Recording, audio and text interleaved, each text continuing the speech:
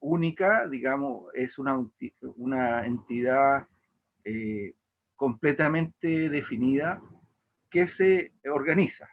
Y se organiza en los seres vivos desde lo más pequeño hasta lo más grande. Es decir, la célula, que es la unidad básica de todos los seres vivos, está organizada desde lo más pequeño a lo más grande. De tal manera que nosotros vemos que la organización va desde el nivel atómico, ¿verdad? De un nivel muy pequeño, atómico, pasando por un nivel molecular. ¿Ah? Por ejemplo, una molécula de una base pirimídica del ADN, por ejemplo. ¿Ah? Eh, y bueno, y a un nivel más grande ya tenemos todos los elementos moleculares y celulares y conformamos una célula. Aquí aparece una célula eh, muscular, ¿cierto? Un músculo, una fibra, una célula muy larga que se llama fibra muscular. Bueno, esta célula se agrupa, no está sola, no está como un solo individuo, ¿ah? A pesar de que la célula es la unidad básica de todos los seres vivos, esta célula se agrupa, se complementa con otras células formando un tejido muscular. Y ese tejido muscular forma un órgano, bueno, en este caso forma un músculo, ¿verdad? Eh, y ese músculo asociado a otros tejidos musculares conforma y organiza un organismo completo, ¿verdad? Un organismo completo. Por eso se llama organismo, porque está formado por órganos. ¿Mm?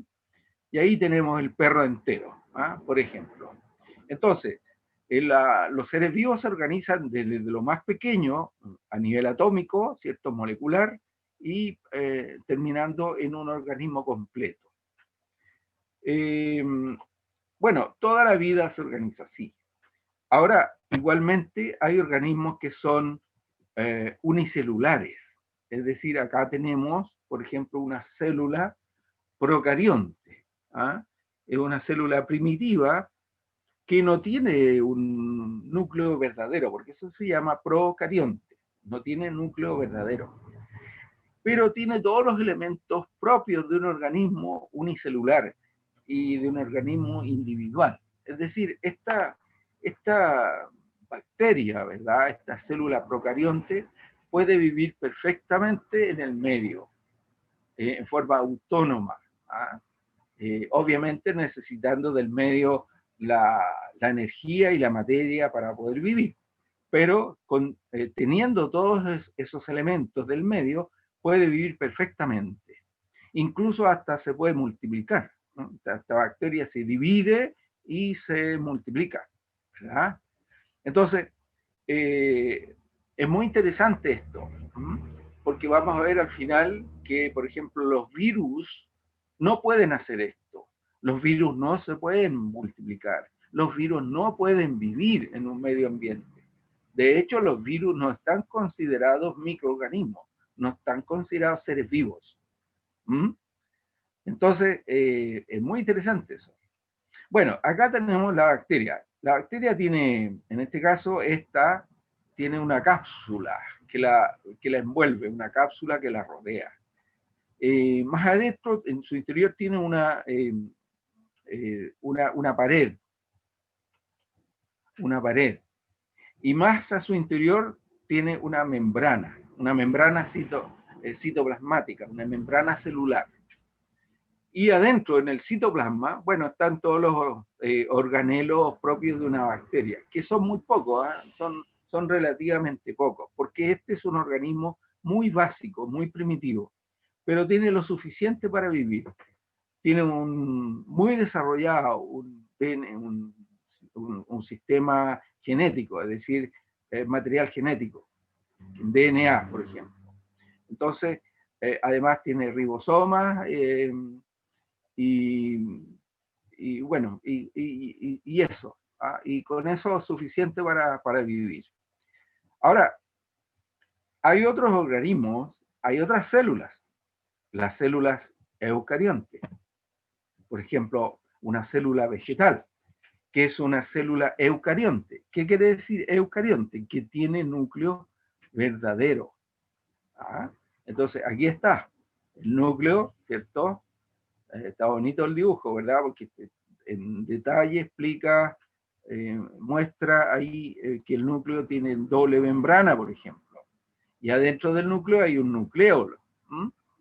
Bueno, ¿qué otros elementos más tiene? Bueno, tiene, por ejemplo, asociado al núcleo el retículo endoplásmico.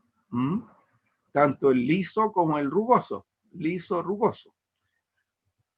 Asociado al retículo están, y también en el citoplasma, tiene ribosomas. Estos puntitos azules que ven acá ustedes repartidos en todas las células son ribosomas. Y los ribosomas están encargados de sintetizar, de fabricar sustancias distintas, sustancias diferentes, que pueden ser proteínas, pueden ser lípidos, pueden ser azúcares, pueden ser vitaminas, hormonas, es decir, un sinnúmero de sustancias que se sintetizan a partir de los ribosomas. ¿Qué otros elementos más encontramos aquí en el citoplasma? ¿Verdad?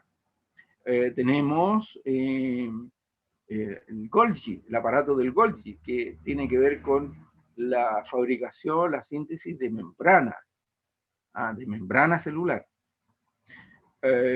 Tenemos además aquí unas cosas que también están encerradas en membrana, ¿verdad? En doble membrana, que son las mitocondrias. Estas cosas, estos elementos están encargados del tema de la energía, de producir energía para las células, ¿ah? De fabricar, por ejemplo, sustancias como las ATP, las adenosina trifosfato, que almacenan energía y proporcionan energía.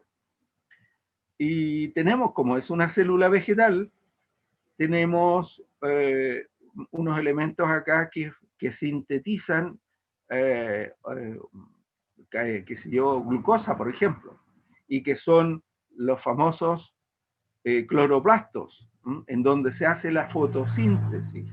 Es decir, a partir de la luz, de la energía de la luz, del agua y del CO2, ellos sintetizar, eh, pueden sintetizar glucosa. ¿Mm? Entonces, encontramos que en una célula eucarionte como la vegetal, ya la cosa se va poniendo más compleja, ¿verdad? Hay muchos más elementos.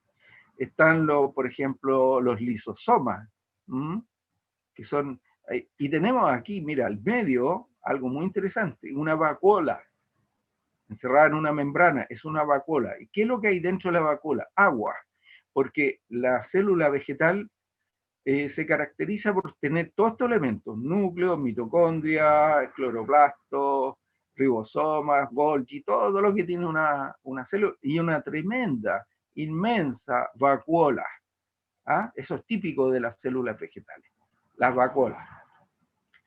Bueno, y acá al final, afuera, digamos, bueno, está todo esto limitado por la membrana celular, la membrana citoplasmática. Y esto que está aquí afuera, esta cosa que se llama pared celular, en el caso de las vegetales, la pared celular, que es una cosa rígida, es como una caja, ¿ah? Que puede ser parecida a una caja de leche, ¿ah? O una caja de vino, ¿ah? Para el que le gusta la leche y el vino, bueno, una caja. ¿Por qué? Porque la célula vegetal necesita estar encerrada en una estructura rígida. ¿Para qué? Para que pueda sostenerse ese tejido vegetal.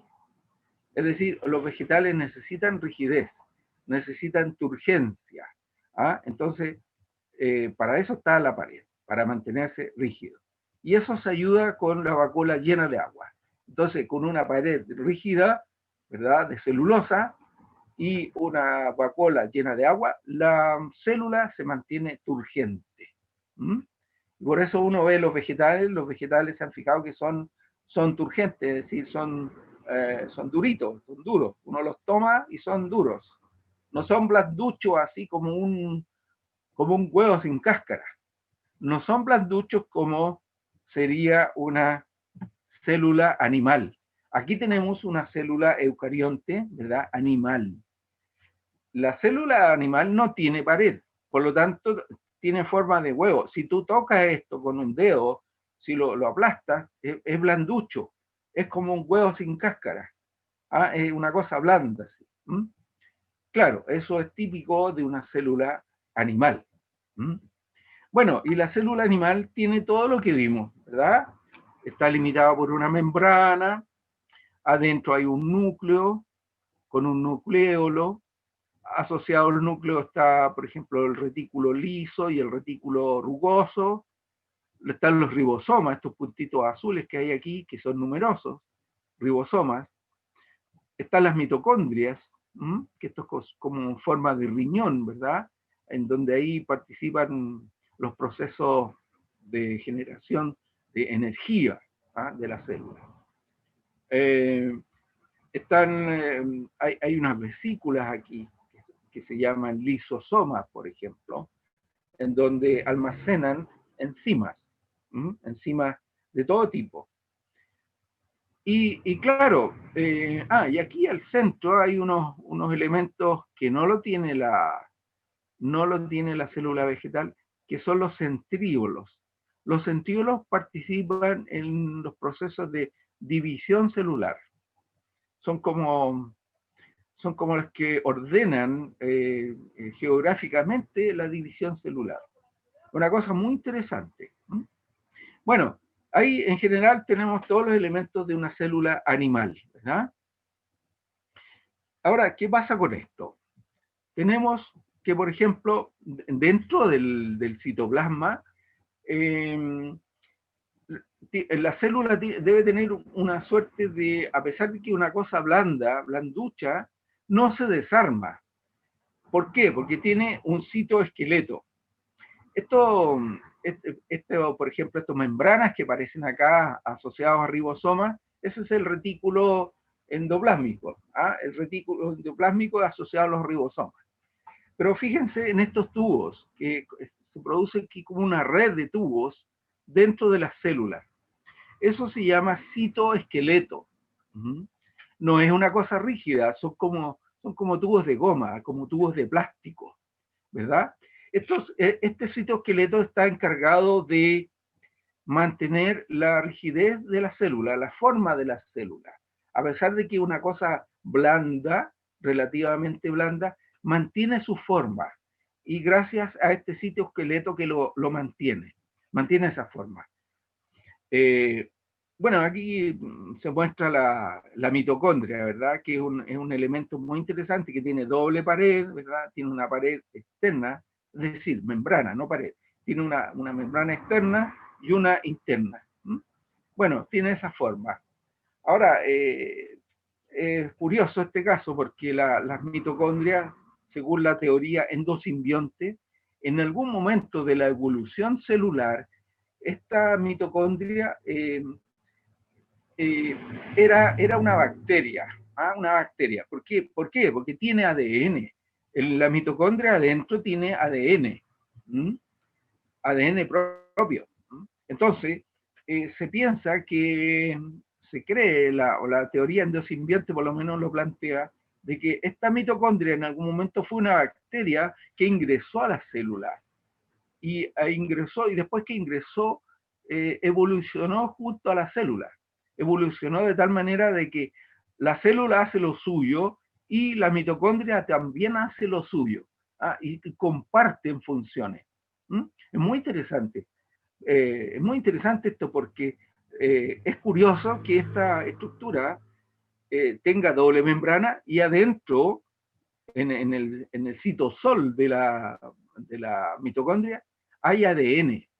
Es un ADN circular, qué sé yo, ADN, información genética. Entonces, es muy curioso eso. Bueno, ¿qué pasa qué cosas hace la célula? ¿Qué funciones cumple?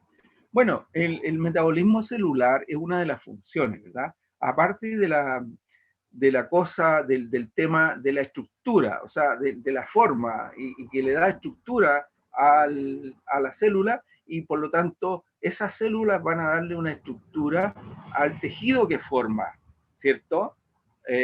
No es lo mismo una célula nerviosa que una célula muscular, ¿verdad? No son lo mismo. Entonces, ¿por qué? Porque las funciones son distintas, ¿verdad?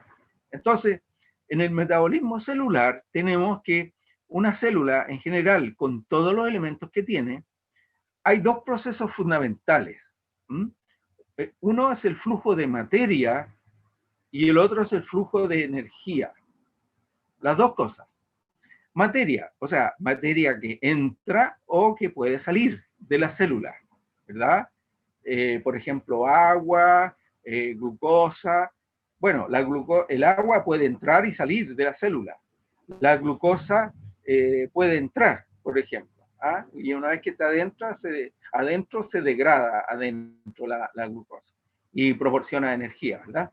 Entonces hay flujo de materia. También hay flujo de energía. Por ejemplo, el calor. El calor es una forma de energía. Por lo tanto, hay un flujo de energía entre las células.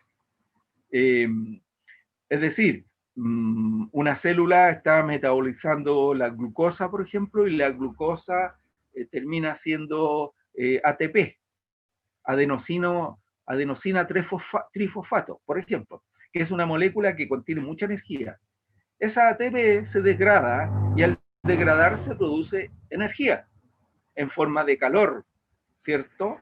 Calor. Y esa energía en forma de calor de esta célula que está produciendo esta célula, ese calor se lo puede convidar a la célula adyacente, a la célula vecina. ¿Ah? Entonces, hay un flujo de energía entre una célula y otra, entre un tejido y otro. De hecho, el calor corporal, por ejemplo, el calor que uno tiene como mamífero, es producido en el metabolismo celular. Entonces, ¿dónde es producido? Bueno, en la mitocondria, por ejemplo, en la energía, y ese calor, esa energía se la traspasa de una célula a otra. Entonces se mantiene un calor corporal en el organismo. ¿Mm? Entonces, eso gracias a que hay un flujo de energía. Bueno, la distinta estructura de los tejidos es diversa. Por ejemplo, la foto aquí que está en azul, a la izquierda arriba, ¿qué tejido sería? A ver, ¿quién sabe?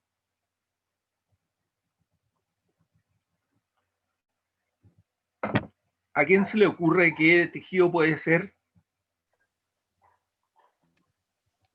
¿El de la derecha, profe? No, el de la izquierda, este que está en azul, el de la izquierda de la foto. Por tratar de adivinar, músculo. Exactamente, músculo.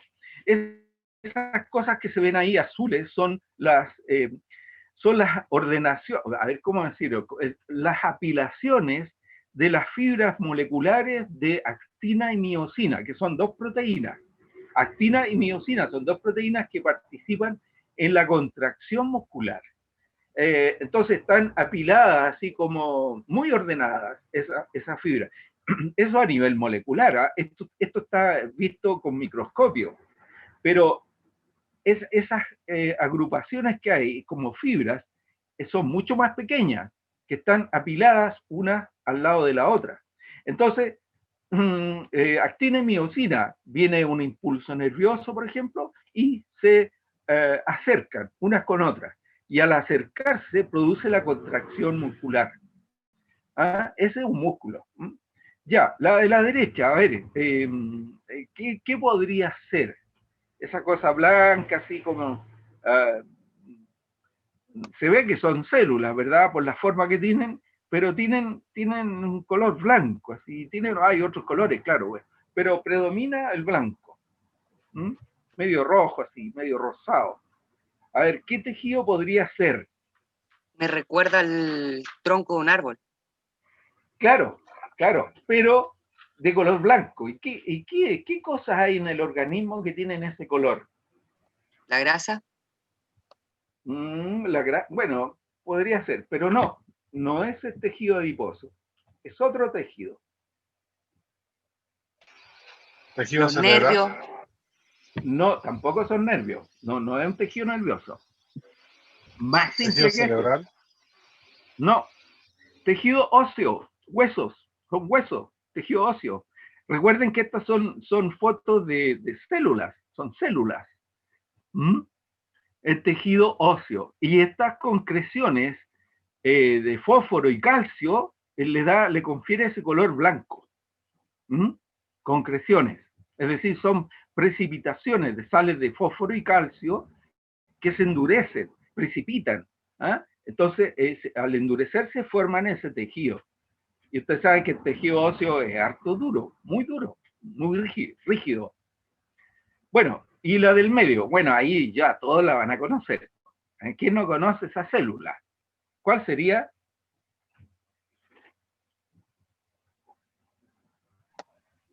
Una neurona.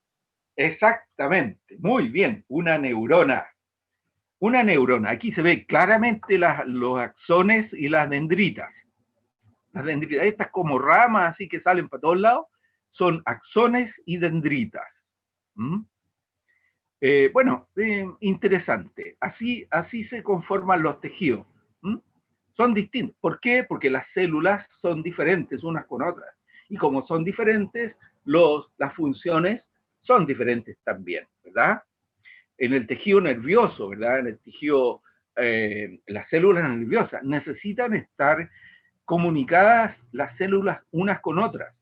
Entonces, ¿cómo se comunican? Por estos cables que hay aquí, son verdaderos cables. Entonces, por eso que la célula nerviosa es así, tiene esa forma, porque necesita conectarse como verdaderos cables con otras células que también tienen estos cables, ¿verdad? ¿Ah? En cambio, la célula muscular, aquí a la izquierda, tiene otra función, por lo tanto, la estructura que tiene la propia célula es diferente, ¿ah? Tiene esa estructura, ¿ah? De unas pilas así agrupadas de actina y miosina. ¿Ah? ¿Para qué? Para que se produzca la contracción muscular, que eso es lo único que hace, ¿verdad? Se contrae y se relaja. Contracción, relajación. En eso se lleva la célula, ¿verdad? Ya. De los otros ramos que tienen, han hablado del tono muscular, el tono muscular, han hablado de eso, ¿no? Sí, profesor. Ya, ¿y qué es el tono muscular? ¿Qué sería en este caso? Ya que la célula muscular tiene dos movimientos, o sea, se contrae y se relaja. ¿Ah? Se contrae y se relaja. ¿Pero qué es el tono muscular?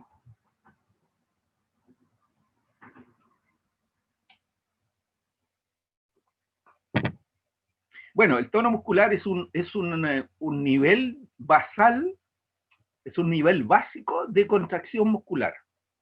Es decir, el músculo no está ni muy contraído, ni muy relajado. Está como entre Tongoy y los vilos, como se dice vulgarmente. ¿Mm?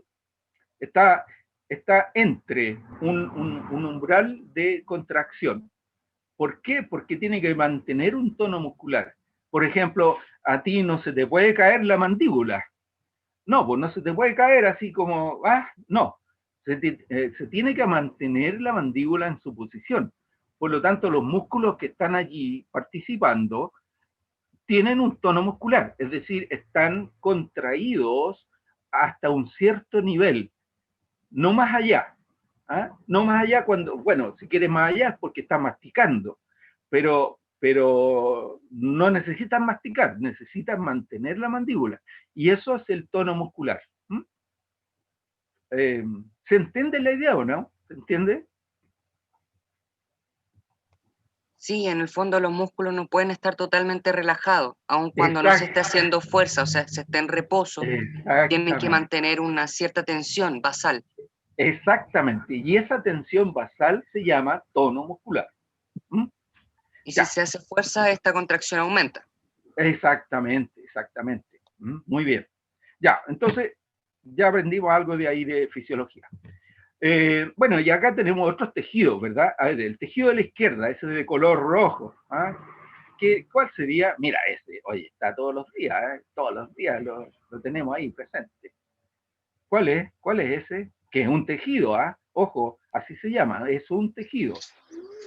La sangre. Muy bien, la sangre, el tejido sanguíneo, ¿verdad? Claro, esos son glóbulos rojos. Y hay otras partículas también que pueden ser glóbulos blancos, no sé, en fin. Pero son glóbulos rojos. Y tienen esa forma, bueno, ojalá en alguna clase presencial que tengamos más adelante, que yo les pueda dar, les voy a explicar por qué los glóbulos rojos tienen esa forma. ¿Por qué? Ahora, si alguien por ahí investiga o busca en un libro, va a encontrar la razón. Pero es muy interesante. A ver, no sé, se los dejo de tarea para la casa, así como curiosidad, ¿eh? No les voy a preguntar esto. ¿Por qué los glóbulos rojos tienen esa forma? Que parece un picarón, pero no es un picarón, pues no tiene un hoyo, tiene una hendidura, ¿se fijan? Al medio tiene como un cráter, ¿verdad? Y al otro lado igual, o sea, los dos lados son iguales. Es como una sopaipilla que está aplastada en el medio, ¿cierto? Así son los glóbulos rojos. Entonces la pregunta es, ¿por qué son así los glóbulos rojos? ¿Por qué no son como esferitas, así como pelotitas de ping-pong? No son así, son aplastadas como sopaipilla.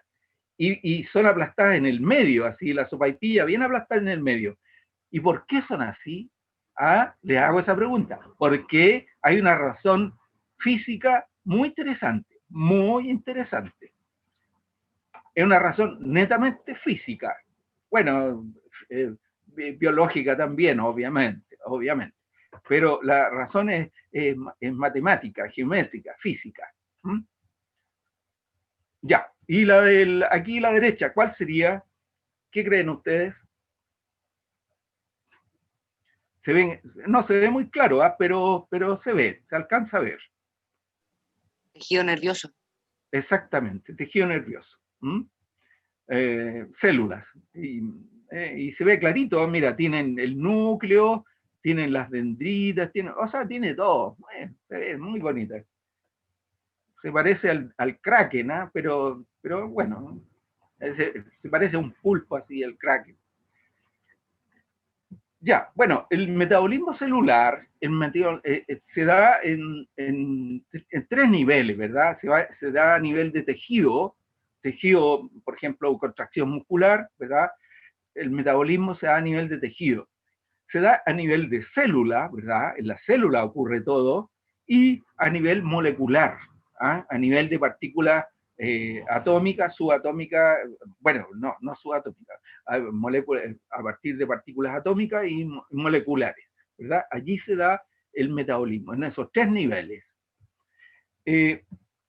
Obviamente que el metabolismo, como decíamos delante, entraba y salía materia, entraba y salía energía. Además de la materia y energía, como todo sistema cibernético, de hecho la célula es un organismo cibernético, desde un punto de vista así, digamos, científico, desde un punto de vista analítico. Es un sistema cibernético. ¿Por qué? Porque en una célula, ¿cierto? Hay tres flujos de elementos: materia, energía e información. Son tres cosas: materia, energía e información. O sea, puede entrar y salir estas tres cosas: entrar y salir, materia, energía e información. Entonces, es muy interesante. Por ejemplo, lo que está haciendo el ADN, por ejemplo. A ver, una enzima. Supongamos que esta célula esté generando una enzima o una hormona. Esa hormona, aparte de su función biológica, de su función fisiológica, es información. Le está entregando una información al cuerpo, al organismo completo, de que haga algo.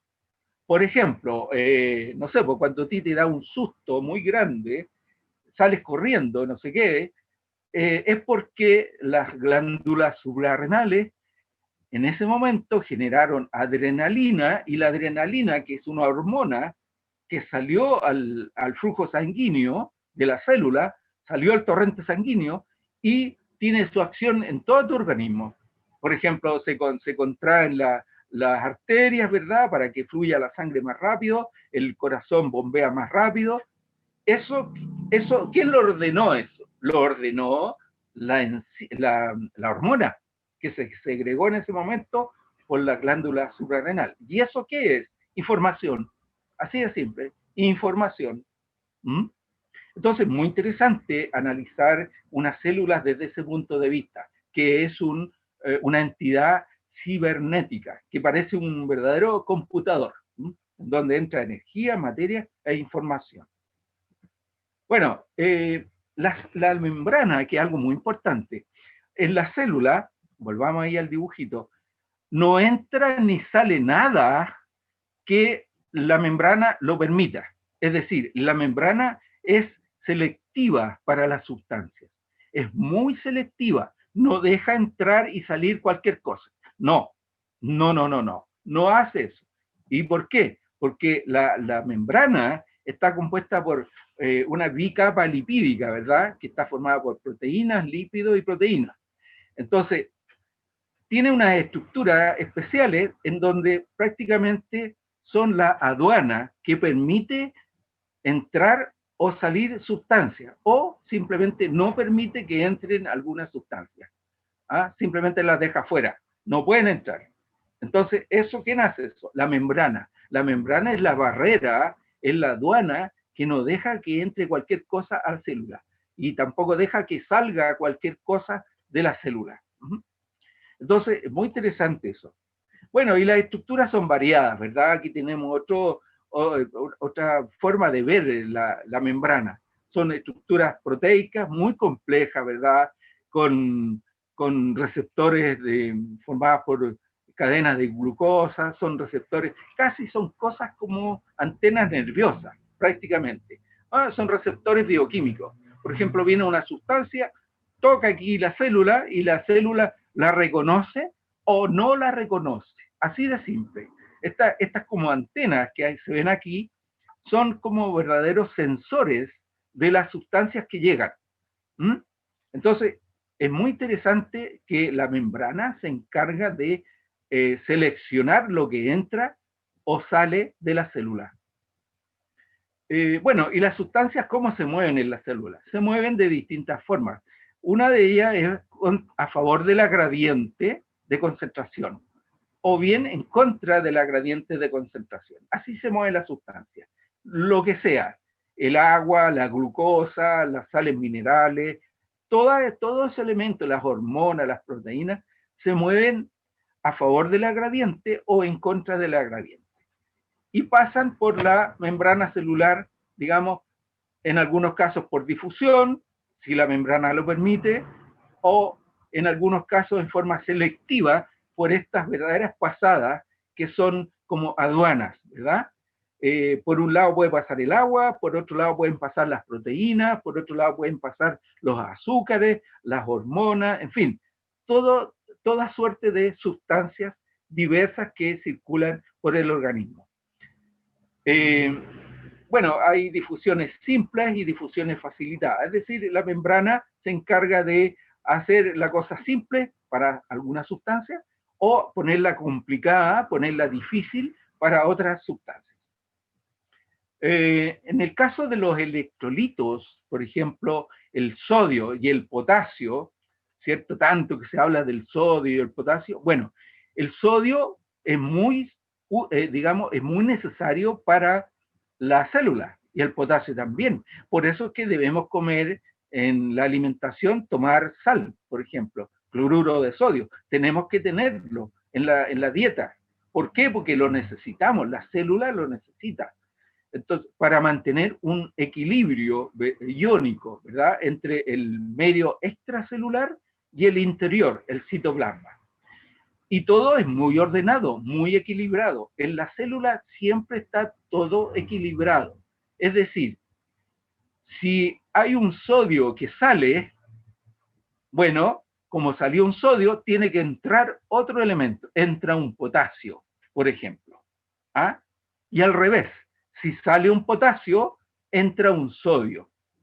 Y todo eso, obviamente, con gasto de energía. pero es necesario mantener ese equilibrio entre los elementos. Eso, bueno, se llama la famosa bomba sodio-potasio, ¿verdad? Por ahí pasa. No puede pasar por otro lado, tiene que ser por ahí.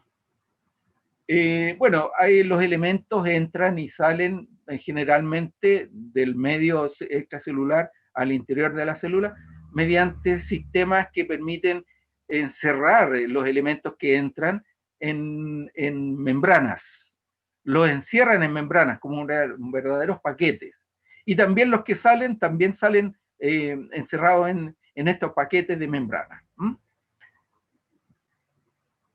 El agua, la osmosis, el proceso de osmosis es la pasada o la difusión del agua a través de una membrana. Eso se llama osmosis. O sea, cuando el agua pasa a través de una membrana que es permeable al agua, ese proceso se llama osmosis. Y la osmosis siempre va a ser, digamos, para mantener un equilibrio de concentración de iones entre las dos partes. Es decir, está la membrana celular, entonces tiene que haber un equilibrio entre el interior y el exterior. ¿Por qué? Porque ese equilibrio que se da aquí, en este caso, se equilibró, pasó agua del compartimiento de la derecha a la izquierda para mantener un equilibrio de los electrolitos. ¿Y por qué pasa eso? Porque, por ejemplo, bueno, el agua pasa a través de canales específicos en la célula, en la membrana celular. En el caso de las membranas vegetales, por ejemplo, tenemos que una célula vegetal, ¿verdad? Tiene una gran vacuola llena de agua y está turgente.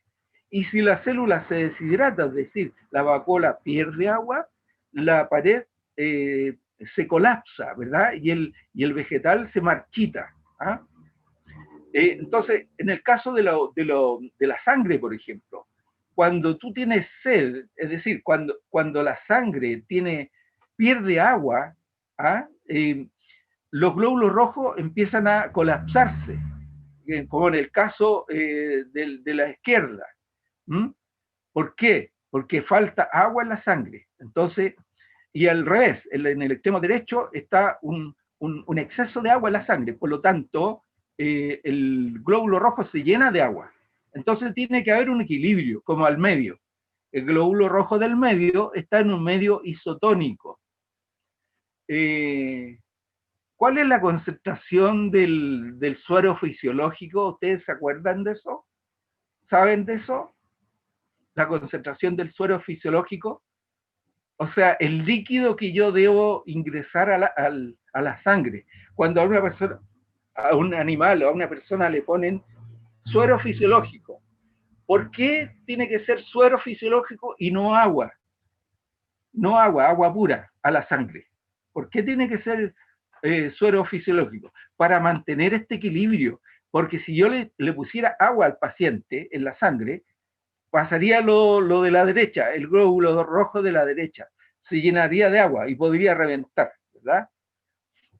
Entonces, yo debo administrar un agua que contenga la misma, digamos, concentración salina que tiene la sangre, de 9 gramos por litro. O sea, un 9%, 9 gramos en 100 ml. Serían 90 gramos en un litro. ¿Cierto? Esa sería la concentración del suero fisiológico. ¿Quién sabe ese dato? ¿Quién lo sabe? Ya, no importa. El transporte celular, bueno, como lo decía delante, es un transporte pasivo de sustancias. Entran, ¿cierto? Sustancias a la célula en forma pasiva. O bien pueden ser un transporte activo, es decir, hay gasto de energía. Se necesita energía para que entren algunas sustancias a la célula. Bueno, las sustancias pueden entrar y salir, ¿verdad? Cuando entra se llama endocitosis y cuando sale exocitosis. Así de simple. El agua, bueno, la osmosis, ¿verdad? Pasa por canales especializados en la pared, en la membrana celular, y aquí vemos que tenemos mucha agua afuera que debe entrar al citoplasma. ¿Para qué? Para que haya un equilibrio entre el medio externo y el citoplasma.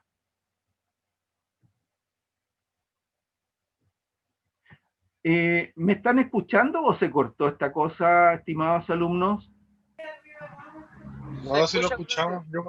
Ya, perfecto. Es que me pasó una cosa en la mañana. Ya, oye, entonces tenemos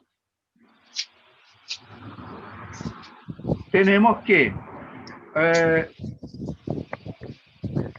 en el caso de un microorganismo, ¿verdad? Que es muy simple, ¿verdad? Tenemos pared celular, membrana plasmática, adentro del citoplasma tenemos cromosomas y ribosomas, y no tenemos más que eso, pues son muy simples los microorganismos. Las formas de los microorganismos son diversas. Tenemos los cocos bacilos, los vibrios, son distintas formas, ¿verdad? Por ejemplo, aquí tenemos fotos tenemos fotos. Por ejemplo, a la izquierda tenemos cocos. A la derecha tenemos unos vibrios, que son como bastoncitos así curvados.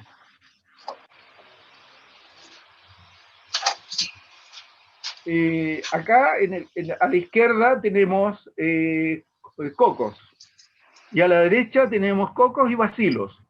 Esos son formas de bacterias. Bueno, las formas son diversas, ¿verdad? Bueno, las bacterias pueden compartir información genética entre ellas. Es decir, pueden mutar genéticamente y pueden compartir también información genética. Y esta forma de compartir información genética permite que las bacterias algunas sean útiles para la medicina.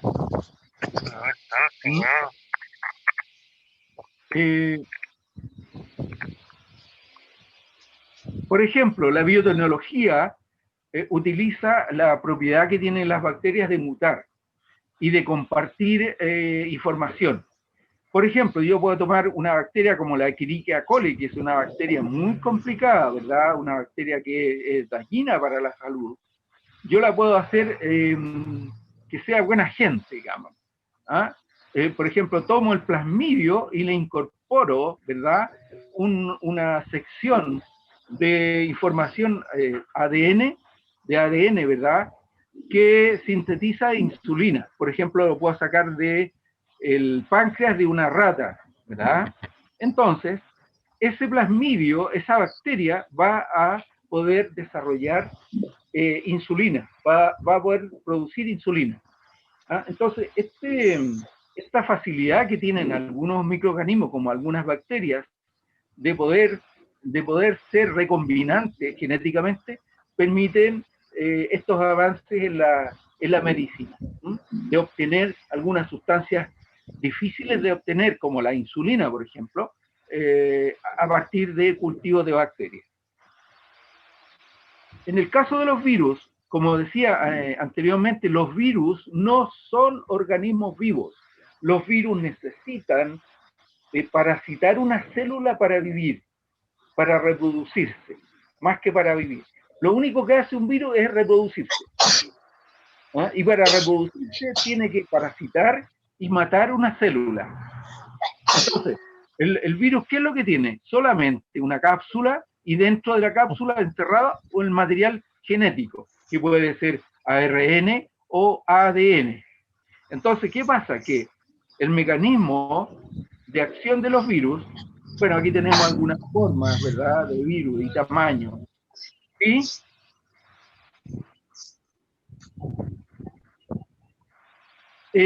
No, mira, no sé si está pasando algo aquí, pero la clase esta debería estar terminando. para dar lugar a la otra clase. Pero ¿qué pasa? Que esta cosa no me corta el Zoom. En la mañana me pasó lo mismo. Y pasé de largo, fíjate, y el otro grupo se quedó ahí fuera. Entonces, no sé, pues mira, son 10 para las 8, ya debiera estar en la otra clase. Eso está pasando.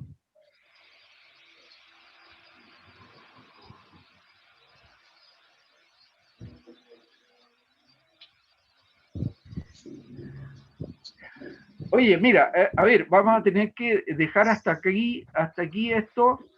Hagamos lo siguiente. ¿En la polera? Sí. Con los audífonos no.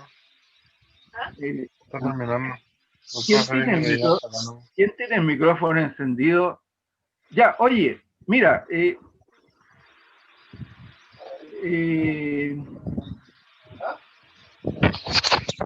vamos a tener que estar hasta aquí porque si no el otro grupo va a quedar fuera.